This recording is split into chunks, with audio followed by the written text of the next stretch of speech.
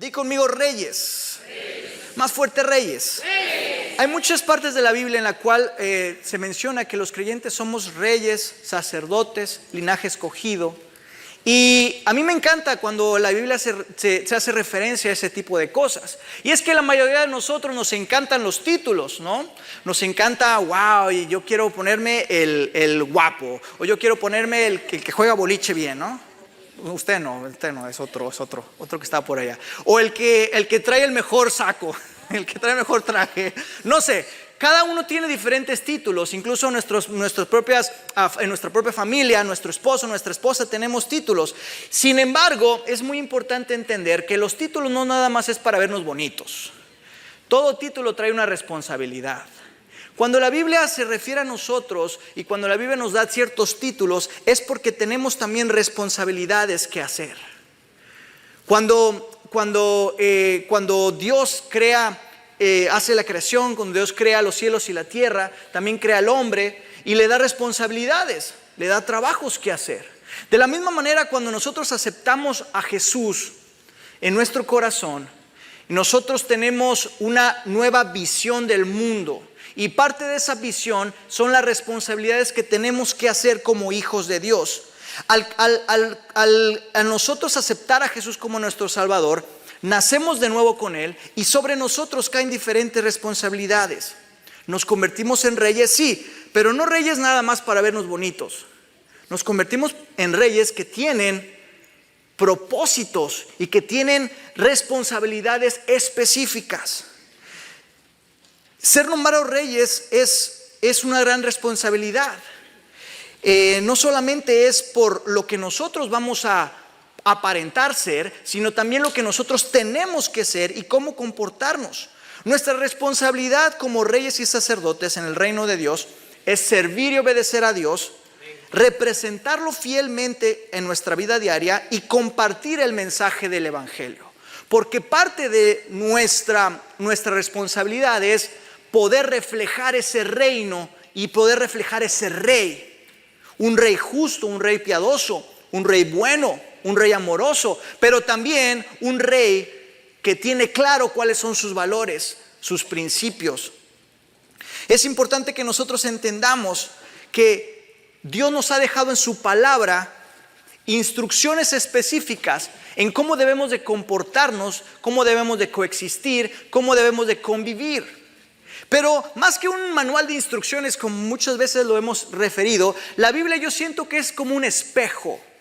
Un espejo que nos hace reflexionar con los hombres y mujeres que aparecen en este libro acerca de cómo vivieron, cómo siguieron o no siguieron a Dios, cómo deberíamos de vivir o tal vez cómo no deberíamos de vivir. ¿Sabes? Un instructivo muchas veces tiene paso por paso por paso. La verdad, la vida cristiana es muy diferente para todos. Tenemos diferentes caminos, diferentes influencias, tenemos diferentes maneras en cómo crecemos. Sin embargo, Dios nos da a todos la posibilidad de entender cuáles son los propósitos que Él tiene para nosotros. Y parte de ese propósito es que tú y yo tengamos una influencia sobre este mundo, una influencia en nuestra familia, en nuestro trabajo, en nuestra escuela, una influencia en nuestra ciudad, en nuestro estado, como estábamos hablando hoy con el representante Steve Todd.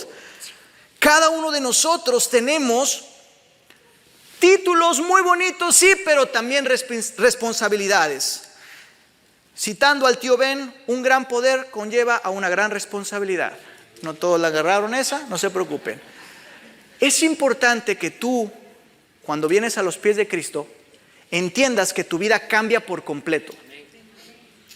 Escúchame, lo que antes hacías ya no lo puedes hacer. Y lo que ahora haces es porque es lo que Dios o Cristo Jesús quiere hacer en tu vida. Eso es el verdadero fruto de una conversión completamente leal o completamente real. Si debemos comportarnos como reyes, ¿qué mejor que los reyes que aparecen precisamente en la Biblia para entender cómo deberíamos de nosotros tomar posesión de ese reinado? Mira, es muy interesante que la Biblia está llena de personajes de hombres, de mujeres, de personas con mucho poder, personas tal vez sin mucho poder.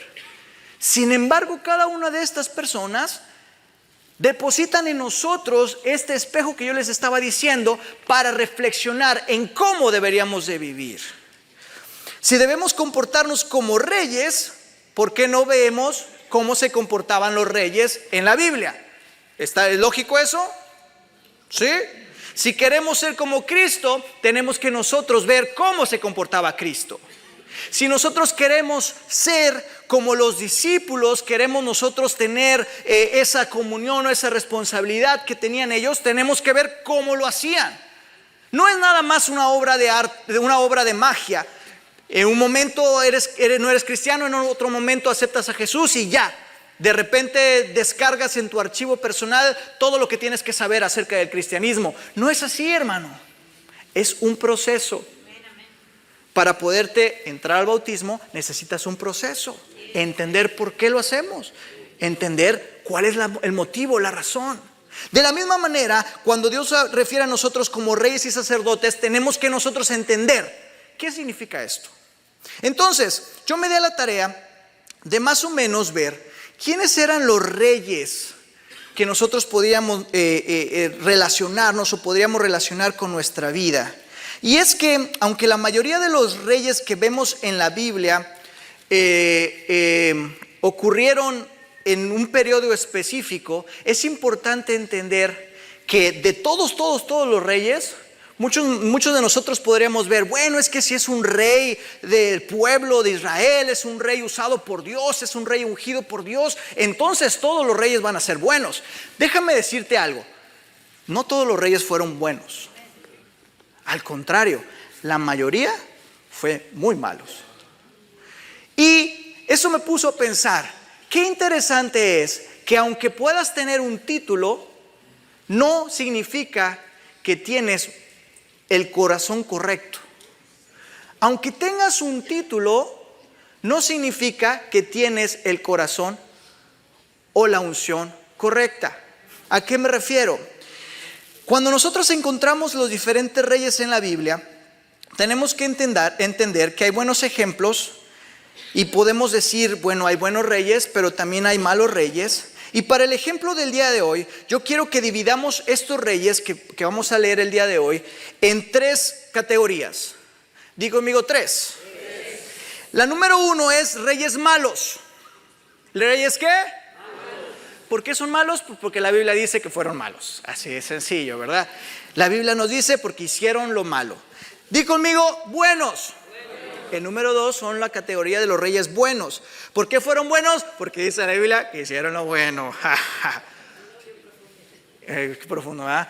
Y número 3, los reyes excelentes. Di conmigo, excelentes. Porque fueron reyes que hicieron lo bueno, pero también comprometieron su corazón con Dios. ¿A qué me refiero con todo esto?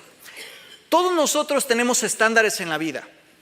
Cuando uno camina por la vida, uno tiene un modelo a seguir. Y tiene el modelo mejor o el modelo peor.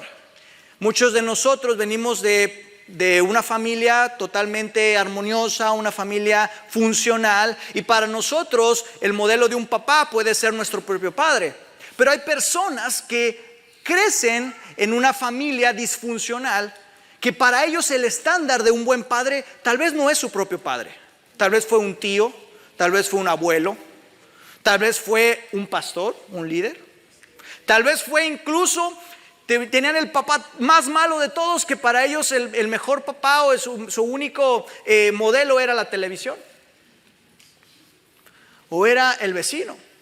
Es importante entender que cada uno de nosotros tenemos que tener un modelo a cual seguir, un modelo a cual referirnos cuando hablamos de estándares en nuestras vidas. Entonces, después de los reinados de Saúl, de David y de Salomón, el reino de Israel se divide en 2, y eso es un poquito de historia. El reino del norte y el reino del sur. A lo largo de los 345 años de reinado, hubieron 40 diferentes reyes. ¿Cuántos? 40. Ahora tú me podrás decir, bueno, a ver, pues yo creo que la mayoría fueron buenos, ¿no? Fíjate que, contando los buenos y los malos, en verdad solamente 8 de esos 40 fueron buenos. Y de esos 8, solamente 2 fueron excelentes. Es un porcentaje muy bajo. Me hace acordar ese versículo donde dice que la mies es mucha, pero los obreros son pocos. Y mi abuelo diría, y los que hay son muy malos. Quiero que pongamos esa primera tabla con los reyes del norte. En los reyes del norte, hubieron 20 reyes en el reino del norte y todos fueron malos. ¿Se fijan la M que dice ahí? Todos hicieron lo malo delante del Señor. Todos. Ahí les voy a poner el rey, la fecha y todo eso. Si quieren verlo más adelante lo pueden hacer. Porque si ponemos a vernos todos los reyes malos ahorita no acabamos y la pastora Lidia ya tiene hambre. Vamos a ver la segunda tabla con los reyes de Judá. Estos fueron los reyes de Judá. También fueron 20, en total fueron 40. De estos 20, solamente los 8 que ven ahí, ahí son 6 buenos y 2 excelentes. ¿Lo vieron ahí? ¿Ya lo vieron? Qué interesante que para nosotros nuestras referencias en la Biblia son más malas que buenas. ¿Qué no acaso es lo mismo que pasamos en el día a día? Todo lo que escuchamos a nuestro alrededor, la mayoría son cosas malas, cosas negativas. Es increíble la cantidad de cosas malas que uno puede ver viendo Facebook, por ejemplo. La influencia que tenemos en el día de hoy corrompe incluso a los propios reyes. Por eso tenemos que ser cuidadosos en cómo nosotros representamos a Dios en esta tierra. ¿Queremos ser reyes bonitos de nombre o queremos ser reyes que actuaban conforme al corazón de Dios? Es muy diferente. Vamos a ver la tabla de los reyes buenos y los reyes excelentes. Entonces, de todos estos 40, solamente vamos a rescatar estos 8. Miren, nada más 8. Asá, Josafat, Joás, Amasías, Osías, Jotam, Ezequías y Josías. Ahora, como no tenemos tiempo para ver 32 reyes malos, hoy quiero hablar precisamente de estos 8 reyes buenos. Y quiero que juntos descubramos cuál es la diferencia entre los buenos y los excelentes. Porque nosotros tenemos que entender que lo que Dios quiere hacer en nuestras vidas son acciones y propósitos de excelencia, no nada más de mediocridad. Dios quiere que juntos podamos servirlo a Él y representarlo de la mejor manera posible. Vamos a leer varios versículos, así que quiero que me acompañes. Y juntos vamos a descubrir precisamente cuáles fueron las diferencias entre estos reyes y por qué decimos que algunos fueron buenos, algunos fueron malos y algunos fueron completamente excelentes. Decimos que fueron buenos porque casi así la Biblia los describe, como reyes que hicieron lo bueno. La palabra de Dios describe a estos 8 reyes como los que hicieron lo recto ante los ojos de Jehová. Vamos a dar unos ejemplos. Por ejemplo, el primer rey que vimos, Asá. En 1 Reyes capítulo 15, 9, 11 y 14 dice: en el año 20 de Jeroboam, rey de Israel, Asa comenzó a reinar sobre Judá. Versículo 11: Asa hizo lo recto ante los ojos de Jehová, como David su padre. Sin embargo, los lugares altos no se quitaron. Con todo, el corazón de Asa fue perfecto para con Jehová toda su vida. Vamos a ir con Josafat, segunda de Crónicas 20, 31 al 33. Dice: así reinó Josafat sobre Judá.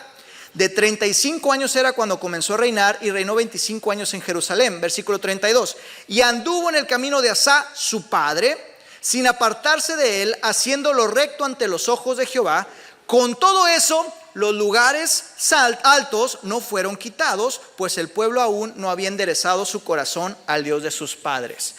Siguiente rey, Joás, segunda de Reyes 12 del 1 al 3. En el 7º año de Jehú comenzó a reinar ¿quién? Joás, y reinó 40 años en Jerusalén. Y Joás hizo lo recto ante los ojos de Jehová todo el tiempo que le dirigió el sacerdote Joiada. Con todo eso, los lugares altos no se quitaron, porque el pueblo aún sacrificaba y quemaba inciensos en los lugares altos. Amasías, rey número 4. Este es 2 Reyes 14, 1 y 3. En el año segundo de Joás, hijo de Joacás, rey de Israel, comenzó a reinar Amasías, hijo de Joás, rey de Judá. Versículo 3. Y él hizo lo recto ante los ojos de Jehová, aunque no como David su padre, hizo conforme a todas las cosas que había hecho Joás su padre. Con todo eso, los lugares altos no fueron quitados, porque el pueblo aún sacrificaba y quemaba incienso en esos lugares altos. Ya mero que terminamos, Número 5, Azarías o Ucías, en 2 Reyes 15. En el año 27 de Jeroboam, rey de Israel, comenzó a reinar Azarías, hijo de Amasías, rey de Judá. E hizo lo recto, versículo 3, ante los ojos de Jehová, conforme a todas las cosas que su padre Amasías había hecho. Con todo eso, los lugares altos no se quitaron, porque el pueblo sacrificaba aún y quemaba incienso en los lugares altos. Segundo de Reyes 15, 32. Este es Jotam. En el segundo año de Pecá, hijo de Remalías, rey de Israel, comenzó a reinar Jotam, hijo de Usías, rey de Judá. Y él hizo lo recto ante los ojos de Jehová. Hizo conforme a todas las cosas que había hecho su padre Usías. Con todo eso, los lugares altos no fueron quitados, porque el pueblo sacrificaba aún y quemaba incienso en los lugares altos. Ok, estos fueron los 6 buenos. ¿Notaron algunas similitudes? La primera, todos hicieron lo correcto delante de los ojos de Jehová. Ahora, qué padre es que tengas la intencionalidad de hacer exactamente lo que Dios o lo que Jehová te marca hacer. Una cosa es entender por qué lo hacemos y otra cosa es hacerlo porque sí. Cuando nosotros vemos estos 3 factores, vamos a poner en la pantalla estos 3 factores, vamos a ver algo muy similar en todos los reyes. Los 3 factores que se repiten en cada una de estas presentaciones de los reyes buenos. El número 1 dice que cada rey hizo lo recto ante los ojos de Jehová. ¿Cada rey hizo qué? Hizo lo recto. Esto nos habla de una intención. Nos habla precisamente de, más que un título, una necesidad de demostrar aprobación por parte de Dios. Número 2, dice que hicieron conforme a lo que aprendieron ¿de quién? De su padre. O como Joás aprendió del sacerdote. ¿Se fijan que hubo una figura que les demostró, que les ayudó a poder aprender a cómo deberían de hacer las cosas de acuerdo a lo que Dios quería? Pero hay algo que comparten todos y es el número 3. Dice que ninguno de ellos no quitaron los lugares altos. Ninguno de ellos quitó los lugares altos. Quiero pararme un poquito en esta parte de los lugares altos y quiero explicarles qué es esto de los lugares altos. Mira, los lugares altos es un término usado para los lugares de culto pagano, generalmente, aunque no siempre, en colinas o montañas para acercarlos a sus falsos dioses. Eran centros de idolatría donde a menudo se realizaban sacrificios, quema de incienso y celebraciones, fiestas y festivales. El mayor momento del compromiso para el pueblo de Dios en el Antiguo Testamento fue cuando, además de adorar a Dios, el único Dios verdadero, ellos también adoraban a dioses falsos. Como todos nosotros pasamos en este mundo, hay influencias a nuestro alrededor que nos indican hacer cosas que van en contra de lo que Dios quiere. Y esas son las diferentes voces que vemos todos los días. Las voces de amistades, las voces de familia, las voces de las redes sociales, las voces del gobierno. Y cada una de estas voces trata de influenciar en cómo vivimos y cómo nosotros llevamos nuestra vida diaria. Cada uno de los que vimos ahorita fueron reyes que empezaron queriendo hacer lo que Dios quería hacer, pero terminaron haciendo lo que el mundo quería hacer. Personas que dijeron, sí Dios, te vamos a adorar, lo vamos a hacer. Pero al final, en la hora de la hora, dejaron esos lugares falsos.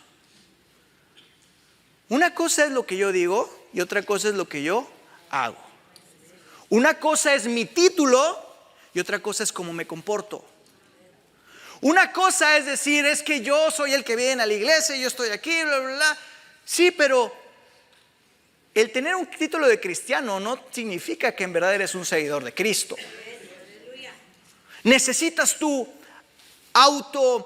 analizarte y decir, ¿cuáles son las cosas que no me permiten darle el 100% a Dios?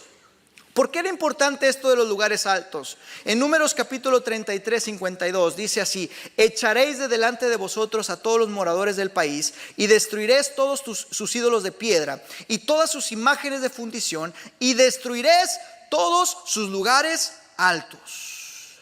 Cuando los israelitas entraron por primera vez a la tierra prometida, Dios les pone la tarea de quitar por completo todos los lugares altos o lugares paganos.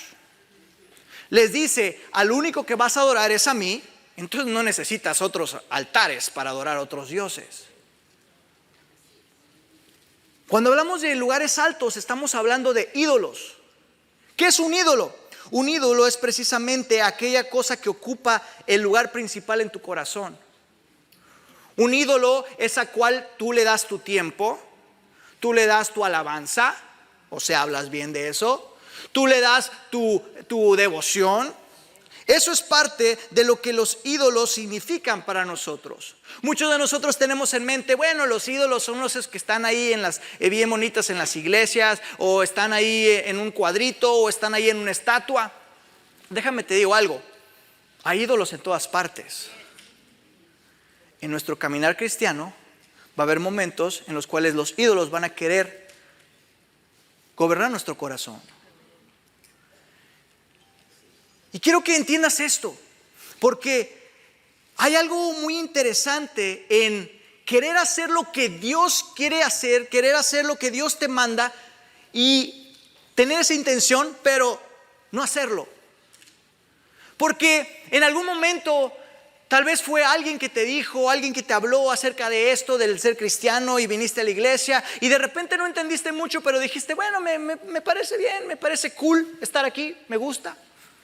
Sin embargo, nunca tuviste un verdadero encuentro con Dios que te dejó ver más allá de las reglas y las diferentes cosas que te pidieron hacer. Porque cuando uno adora a Dios de todo corazón es porque conoce a ese Dios que estás adorando. Porque tú estás completamente seguro de quién es Él para ti.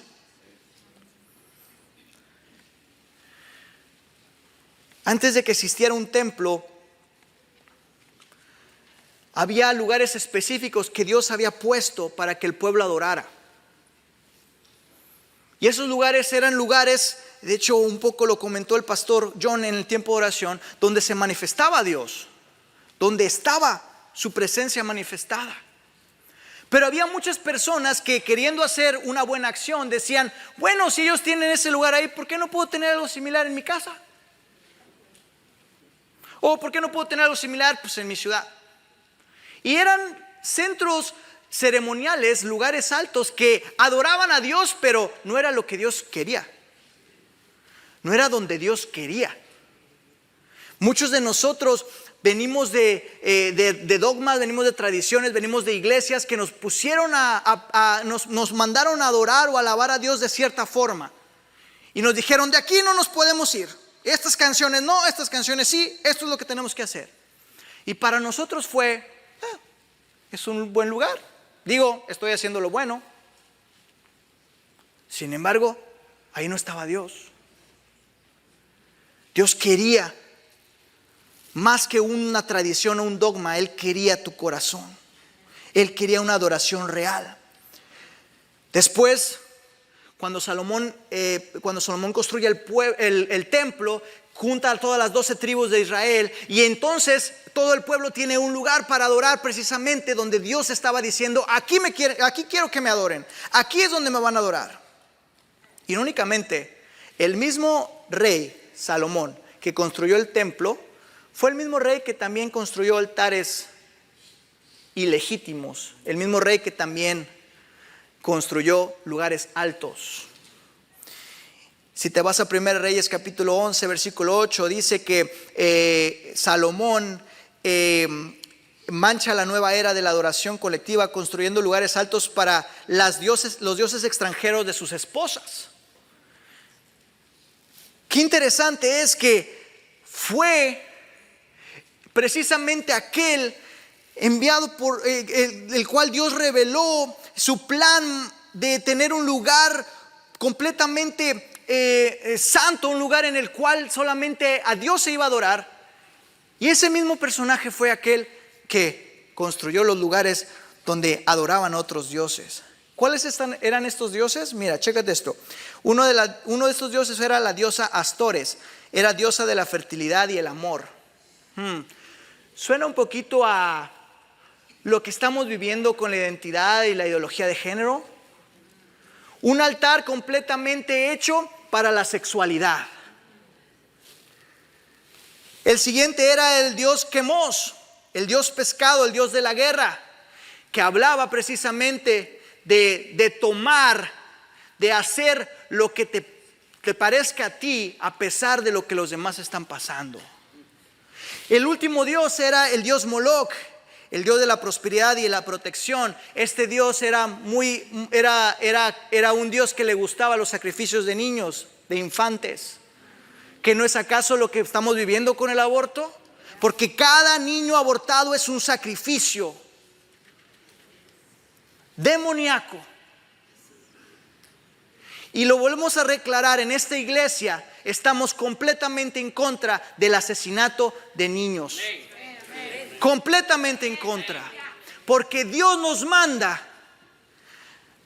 a cuidar la vida. Dios nos manda a ser reyes que cuidan la vida. Primera de Juan 5:21 dice en la Nueva Traducción Viviente: queridos hijos, aléjense de todo lo que pueda ocupar el lugar de Dios en el corazón. En otra versión: queridos hijos, apártense de los ídolos. La pregunta es: ¿qué ídolo ocupa el lugar de Dios en nuestro corazón? ¿Qué ídolos ocupan el lugar de Dios los domingos? ¿El lugar de Dios en nuestro día a día? ¿Cuáles son los ídolos? Los ídolos que se llevan los recursos, que se llevan los pensamientos, que se llevan al 100% de nuestra atención. Dios quiere que podamos ser reyes que decidan derrocar esos ídolos por completo. Derrocar los lugares altos que no nos impiden tener una adoración completamente genuina hacia Dios. Y vamos a terminar con los buenos reyes, ¿no? Con los excelentes. Vamos a ir a Ezequías, vamos a ir a ver al rey Ezequías en Segunda de Reyes capítulo 18, versículos 1, 3 y 4. Dice así: en el tercer año de Oseas, hijo de Elá, rey de Israel, comenzó a reinar Ezequías, hijo de Acaz, rey de Judá. Hizo lo recto ante los ojos de Jehová, como los otros reyes, conforme a todas las cosas que habían hecho David su padre. Versículo 4: él quitó los lugares altos y quebró las imágenes y cortó los símbolos de acera e hizo pedazos la serpiente de bronce que había hecho Moisés, porque hasta entonces le quemaban incienso los hijos de Israel, y la llamó Neustán. La serpiente de bronce nos habla cuando adoramos nosotros los milagros del pasado y nos quedamos con un Dios que parece que está estancado. Es que en ese entonces, en ese momento era cuando Dios se movía, igual los avivamientos de antes. Hermano, Dios se está moviendo hoy. Y Dios quiere que juntos podamos estar derribando todos esos altares que le quitan la adoración a Él. Segunda de Crónicas 34, versículo 1 y 3. Dice así: de 8 años era, di conmigo, Josías, cuando comenzó a reinar, y 31 años más reinó en Jerusalén. Este hizo lo recto ante los ojos de Jehová y anduvo en los caminos de David su padre, sin apartarse a la derecha ni a la izquierda. A los 8 años de su reinado, siendo aún muchacho, comenzó a buscar al Dios de David su padre, y a los 12 años comenzó a limpiar a Judá y a Jerusalén de los lugares altos, imágenes de acera, esculturas, imágenes fundidas. Vamos a ver los 3 factores que hacen la diferencia entre los reyes buenos y los reyes malos. Número 1, como los reyes buenos, cada rey hizo lo recto ante los ojos de Jehová. Pareciera que ahí los dos cumplieron, ¿no? Los dos hicieron lo recto ante los ojos de Jehová. Pareciera más guardaron la apariencia ante los ojos de Jehová. El número 2, Y esto es donde viene la diferencia. Hicieron conforme a los que aprendieron de David su padre. Fíjate cómo los primeros reyes que vimos, los primeros 6 reyes que vimos, decía que ellos hicieron de acuerdo a lo que aprendieron de su papá, de su padre. De hecho, uno hizo de acuerdo a lo que aprendió de su sacerdote, de su pastor, de su líder. Pero estos hicieron conforme a lo que aprendieron ¿de quién? ¿De quién? David. Y número 3, quitaron los lugares altos. La diferencia está en esos últimos 2 puntos. Pareciera que hicieron lo mismo, pero lo que había dentro era diferente. Mientras unos guardaban las apariencias, porque probablemente para ellos seguir a Dios era bendición, era promesas, era ensanchar sus campos, era ensanchar sus reinados. Para otros lo más importante era quitar lo que le robaba a Dios la adoración. Y ya vimos cómo ellos sí quitaron los lugares altos. Pero algo de lo que quiero rescatar ya para terminar es acerca del punto número 2. Es interesante cómo los otros reyes hacían lo que habían escuchado de su padre, pero ellos estaban haciendo lo que habían visto de David. David es por excelencia el rey en el cual medimos a todos estos reyes. El rey ungido, el rey que parecía que tenía todo completamente bien, ¿no? Un hombre según al corazón de Dios, un hombre que gobernó al pueblo de Israel con justicia, que trajo victorias, pero también un hombre que fallaba.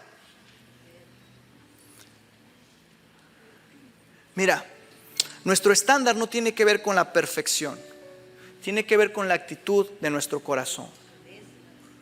No vemos a los demás para ver qué tan exitoso queremos ser.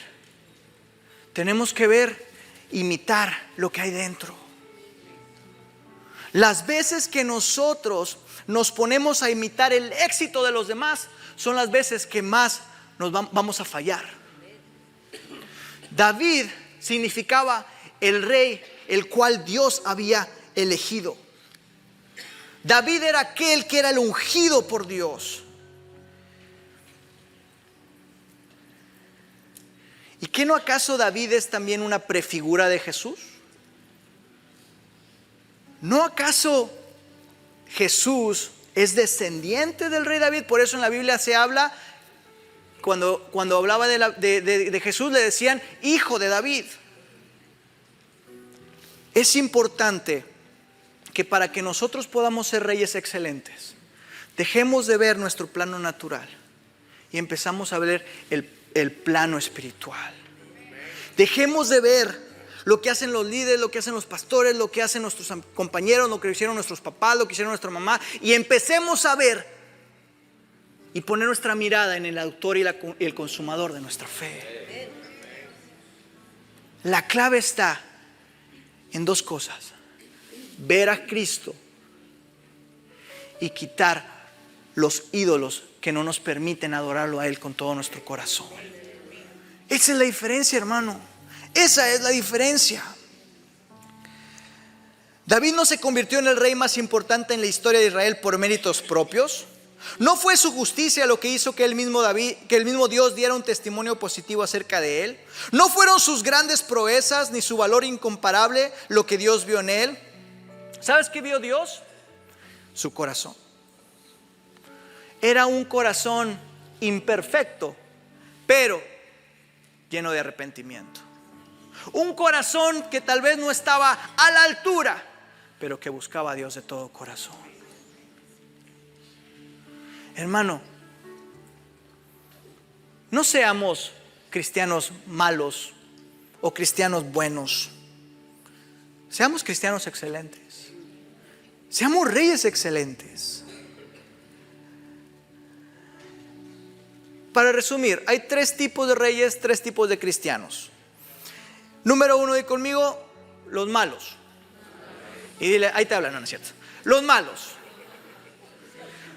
Los cristianos malos son aquellos que solo les gusta el título. ¿Les gusta pertenecer al club social? ¿Les gusta tal vez hacer parte de las actividades? Tal vez ser parte de, pues, el evento. Ay, me van a dar de comer gratis. Desayuno de hombres. Y después están los cristianos buenos, que hay un compromiso que ahí va, ¿no? Parece un compromiso a la mitad, porque pues tal vez me conviene, o porque tal vez es lo que me enseñó mi papá, mi mamá.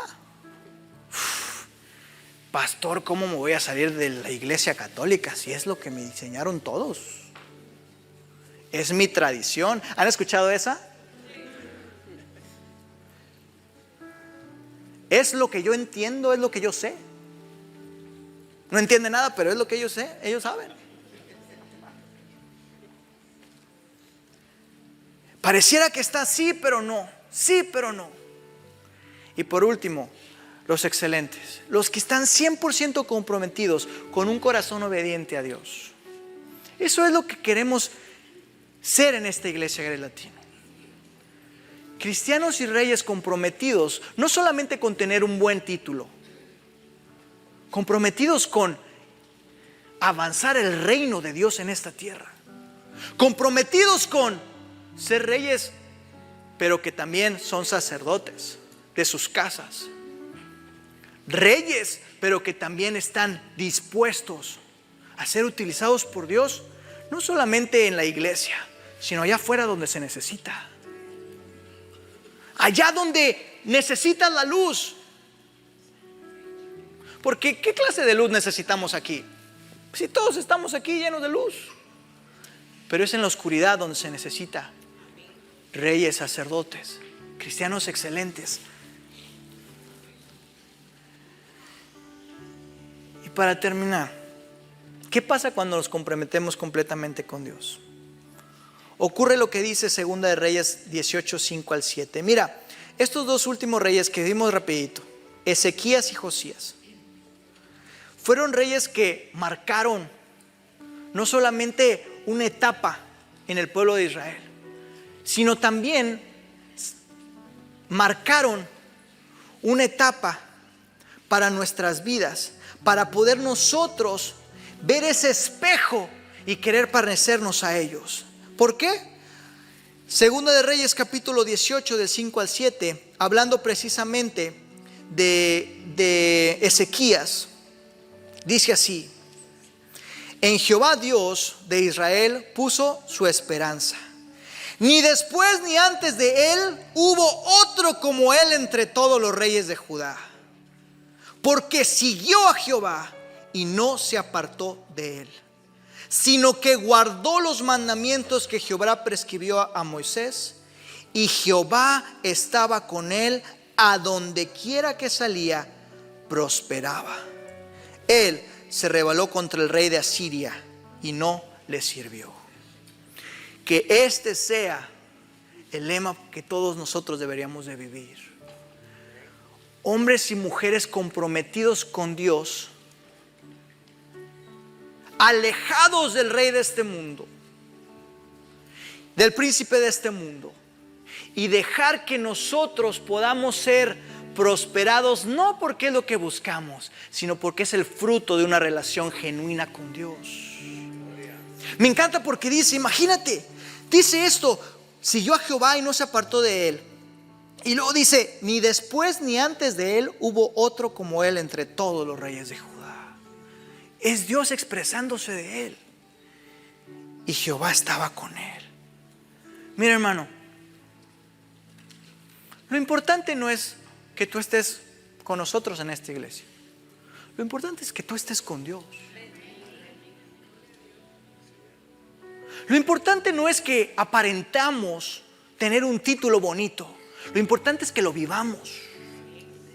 Lo importante no es venir a dar nuestra adoración los domingos cuando estás saliendo de aquí, te agarras del chongo con tu esposo o tu esposa.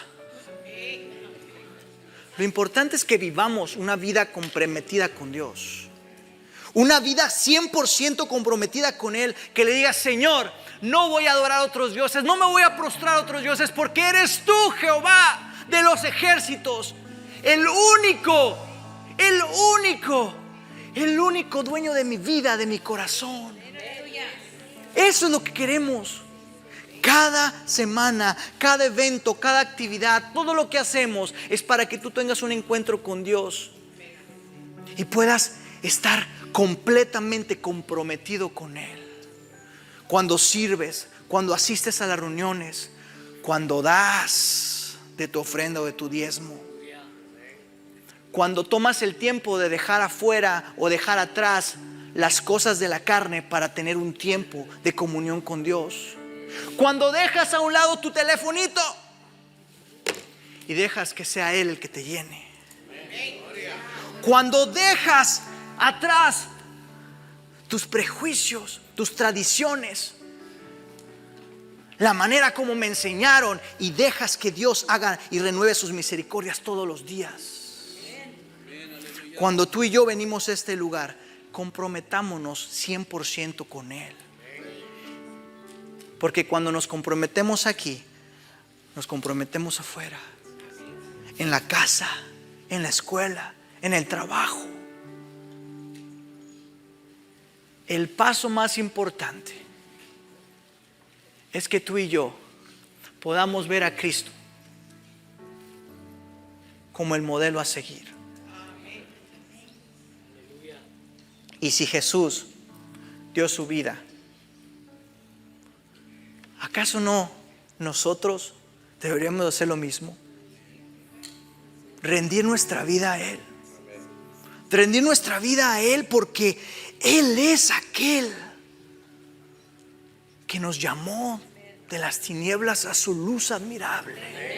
Él es aquel que nos llamó del lodo, de lo más vil, para llamarnos hijos y ponernos como reyes y sacerdotes. Ese es el Dios que tú y yo debemos de seguir. Es el Dios que está hoy aquí, que está aquí, dispuesto a tocar tu vida, transformar tu vida, pero también a habitar contigo y acompañarte en cada momento de tu vida.